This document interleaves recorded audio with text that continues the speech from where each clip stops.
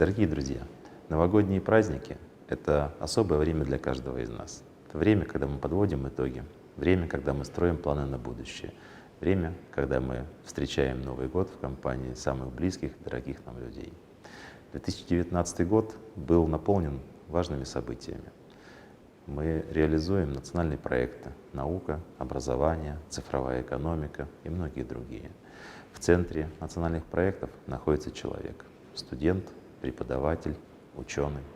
Наша задача — помогать интеграции науки, образования, индустрии, создавать в России самые комфортные условия для проведения научной деятельности, для получения высшего образования и реализации накопленного потенциала. Нам многое удалось сделать в этом уходящем году, но еще больше предстоит в году наступающем.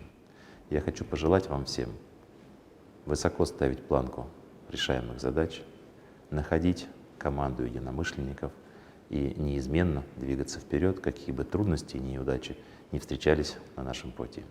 Хочу пожелать, чтобы Новый год вы встретили в компании самых близких и дорогих вам людей, чтобы эти праздники были наполнены теплотой вашего семейного общения и радостью встречи с близкими и дорогими людьми.